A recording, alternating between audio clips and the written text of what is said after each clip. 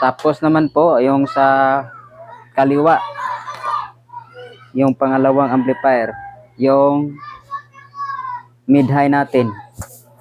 Tapos mag-una po tayo. Ito po yung crossover natin.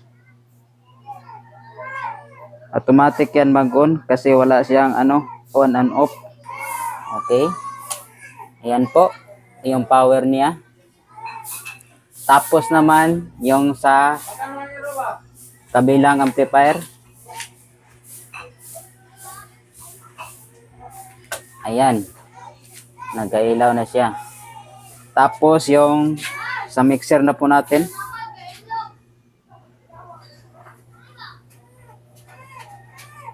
Ayan po. Oh.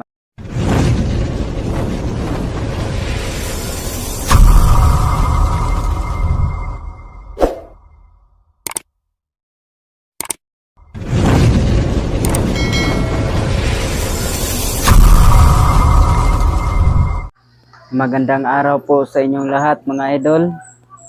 Araw ngayon ng Linggo.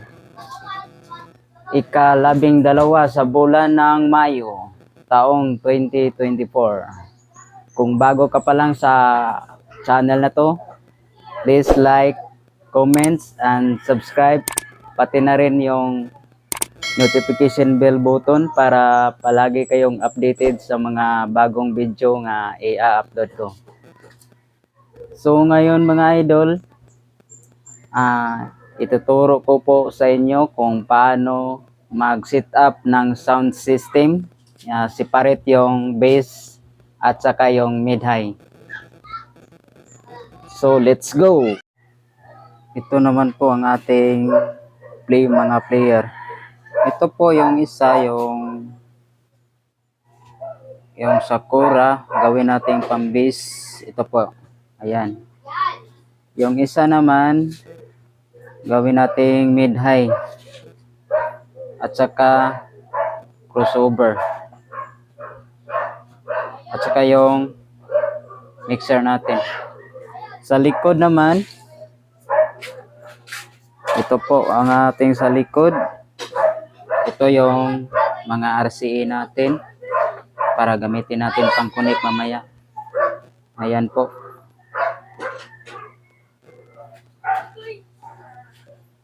Yung sa speaker naman natin, ito po. Dalawang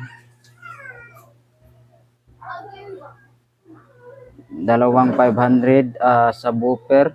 Ito po. Yung sa pang mid-high na po natin, yung instrumental speaker. Ito. Bali 3.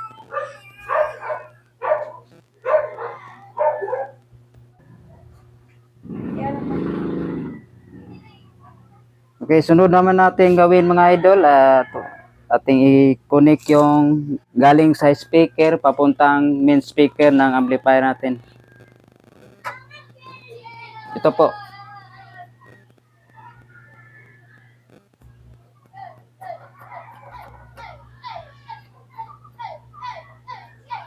Yan po. Simple lang pagkabit, negative at saka positive.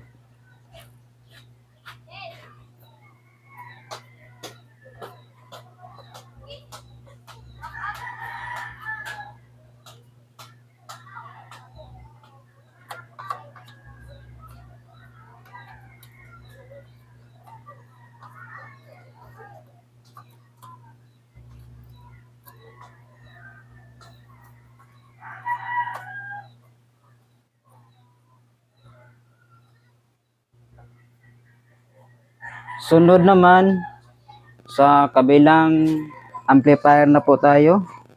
Gawin natin pang mid-high. Yan po, Lods.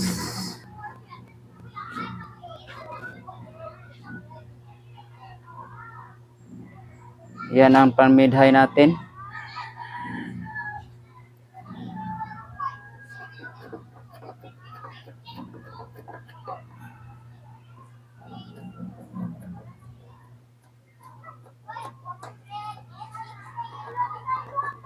Pasensya na po kasi yung camera ko hindi clear. Medyo hindi malinaw yung kuha, yung camera natin.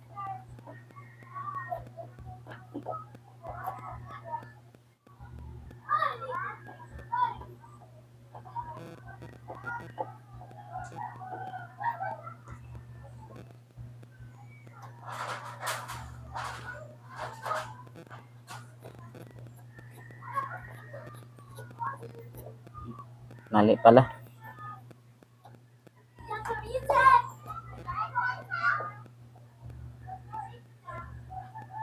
Tapos sa ilalim.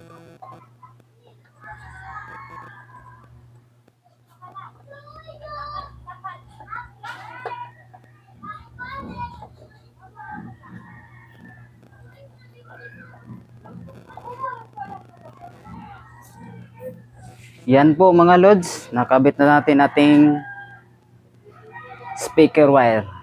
Sunod naman natin gawin yung RCE wire natin. Yan po ang ating mga RCE.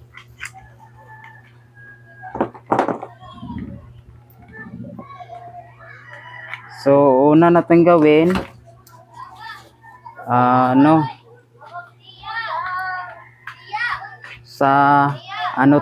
sa crossover. Ito po. Yan. At saka kabila. Yan po. Galing sa crossover, papunta tayo ng mixer. Ito po yung main output niya. Yan po.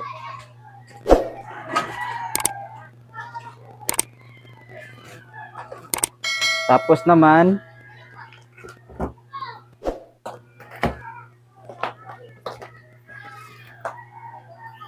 unahin natin yung base. Ito po yung base natin. Yan po. Yan po ang ating base. Katapos naman na to, papuntang amplifier. Yan po.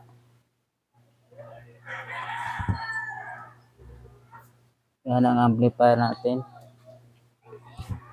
Tapos naman po, yung sa kaliwa, yung pangalawang amplifier, yung mid-high natin.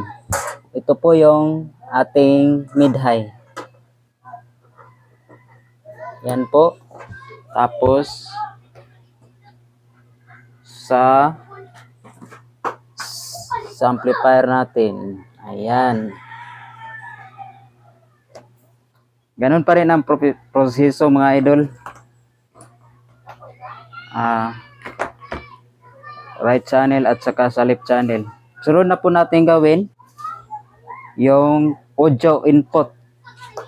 Ito po gamitin natin para pang audio input. I-connect lang po dito. Yan po. Para magplita mamaya, cellphone ang gamitin natin para maka-play po tayo.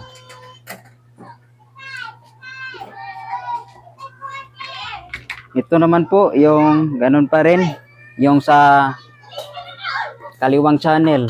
Ito yung ganun pa rin, base. Yan po ang base natin. Tapos, ito, sa papuntang amplifier. Ganun pa rin sa sa kabila, yung pang mid-high.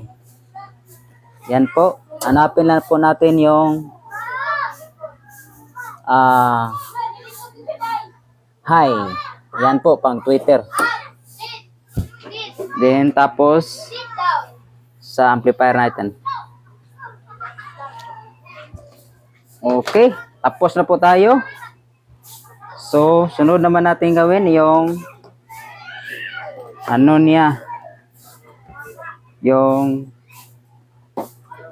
yung source niya galing sa kuryente. Ayan po.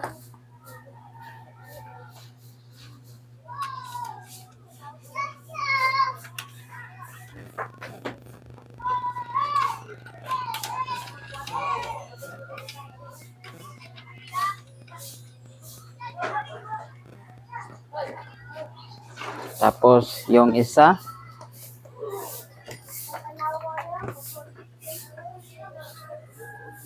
para magkaroon siya ng power. Saksak po natin. Tapos hanap tayo ng dito po, pang kuryente. So, tapos na po tayo mga idol. Tapos mag-on na po tayo. Ito po yung crossover natin. Automatic yan mag-on kasi wala siyang on and off. Una natin gawin yung on niya. Okay. Ayan po, yung power niya. Tapos naman yung sa kabilang amplifier. Ayan. Nag-ilaw na siya. Tapos yung sa mixer na po natin.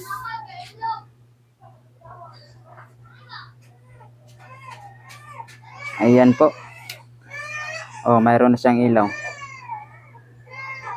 Okay. Sunod na po natin gawin ay ititest na to.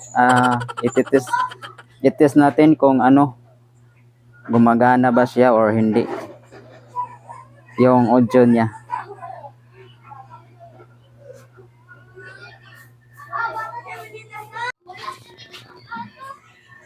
Okay, yan muna mga idol. Kita-kits naman sa susunod kong video. Salamat po and God bless po sa lahat.